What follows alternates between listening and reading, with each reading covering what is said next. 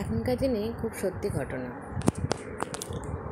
Private স্কুলগুলো versus Bangla medium. Private স্কুলগুলোতে নাকি অনেক টাকা নেওয়া হয়, সত্যি ঠিকই, কিন্তু সত্যি প্রাইভেট স্কুলগুলোতে বাবা মাদের পড়াতে গিয়ে তার সন্তানদের জন্য অর্ধেক টাকা কিন্তু ফাঁকা হয়ে যাচ্ছে তাদের পকেট। কারণ তাদের ফিস, প্রত্যেক মাসের একটা চার্ট, তারপর তাদের ড্রেস, বই সব কিছুই স্কুল থেকেই কিনতে হবে। আর তাদের খরচাপাতি বাবা, গালে হাত দেওয়ার মতন। যারা প্রাইভেট কোম্পানিতে কাজ করে 10,000 বা 15,000 টাকা ইনকাম, তাদের পক্ষে ওই প্রাইভেট স্কুলে পড়ানো যে কতটা কঠিন, কতটা দায়ের, সেই বাবা মারাই ভালোভাবে বোঝে। আবার সন্তানরা যদি পড়াশোনা খারাপ হয়, তাদেরকে আবার কটাক্ষর মুখে শুনতে হয় টিচারদের থেকে, কেন তুমি পড়াশোনা করোনি, কেন পড়াশোনা হলো না। আবার টিচারদেরও কথা শুনতে হয় ম্যানেজমেন্টের থেকে। সত্যি দেশটার কি হাল হলো। আর এই টাকার জোগান করতে গিয়ে মাথার ঘাম পায়ে ফেলতে হয় তাদের বাবা মাদের, তাদের সন্তানদের জন্য। সত্যি কি প্রাইভেট স্কুলে 2 লাইন 3 লাইন ইংলিশ বলার জন্য ভর্তি করে তারা কি সত্যি মানুষে পরিণত হচ্ছে? সত্যি কি তাদের মানবিকতাবোধ তৈরি হচ্ছে? আমার তো মনে হয় একদমই না। প্রাইভেট স্কুলে যারা পড়ছে তারা টিচার, বাবা মাকে বেশিরভাগই মান্যতা দিতে পারে না, তাদের সম্মান জানাতে তাদের কষ্ট হয়, তাদের বাংলা ভাষায় কথা বলতে তাদের দ্বিধা হয়। তারা ভাবে বাংলায় কথা বলবো, এটা তো লজ্জার ব্যাপার। বরং আমি যদি সেকেন্ড ল্যাঙ্গুয়েজ হিসেবে হিন্দিটাকেই গ্রহণ করি তাহলে বরং ভালো।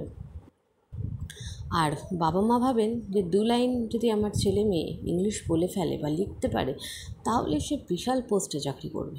একদম নয়, ভুল কথা। আর যারা ওয়েস্ট বেঙ্গল থেকে pass out, West Bengal board থেকে, তাদের কিন্তু এত খরচা করতে হয় না তাদের সন্তানদের জন্য। যারা মানুষ হবার, তারা কিন্তু সেই প্রাইমারি স্কুলে বা উচ্চ বালিকা বিদ্যালয় বা উচ্চ বিদ্যালয় থেকে পাশ করেই ভালো নম্বর পায়, এবং তারা অন্তত অ্যাটলিস্ট বাবা মা বা টিচারদের মান্যতা করতে শেখে, এবং তাদের পকেটে এত টাকা বেরিয়ে যায় না বেসরকারি স্কুলের মতো। তাদেরকে ফতুর হতে হয় না, তাদের মাসের শেষে টান পড়ে না, কি খাবে, অসুখের সময় কি খরচা করবে সেটা ভাবতে হয় না দিন শেষে। আর বেসরকারি স্কুলগুলো তো এখনকার দিনে বিজনেস খুলে বসেছে। সত্যি কথা বলতে তারা নিজেদের পকেট ভরতেই ব্যস্ত। তারা স্টুডেন্টদের দিকে কি তাকাবে? তাদের স্টুডেন্টদের দিকে যেরমই রেজাল্ট করুক, এখন তো 1 থেকে 8 পাস, যেমনই রেজাল্ট হোক না কেন, 0 পেলেও সে সায়েন্স নিতে পারছে, 2 বা 10-15 পেলেও সে সায়েন্স নিয়ে পাস আউট হয়ে যাচ্ছে। সত্যি, আর তাদের হাব ভাব চালচলন দেখলে বোঝা যায় যে কী বিশাল কিছু। আর বাবা মা আরও তোল্লাই দিয়ে সন্তানদের সর্বনাশ করছে। জানি না, আজকে ইচ্ছা হলো এই সত্যি ঘটনাগুলো তোমাদের কাছে আমি শেয়ার করলাম। যদি ভালো না লাগে ভিডিওটিকে স্কিপ করে যেতে পারো, তাতে আমার কিচ্ছু যায় আসে না। কারণ আমি এখান থেকে 1 পয়সাও ইনকাম করি না, আমার প্রয়োজন নেই। আর আরেকটা কথা, যদি সন্তানকে মানুষ করতে হয়, তাদের ভালো লাগাগুলোকে প্রায়োরিটি দেওয়া উচিত। ভালো স্কুলে দিলেই যে সে ভালো মানুষ হবে, ভালো পড়াশোনা জানবে, একদম নয়। আর ভালো পড়াশোনা জানলেই যে তার আচার ব্যবহার ভালো হবে, সেটা ডিপেন্ড করে না।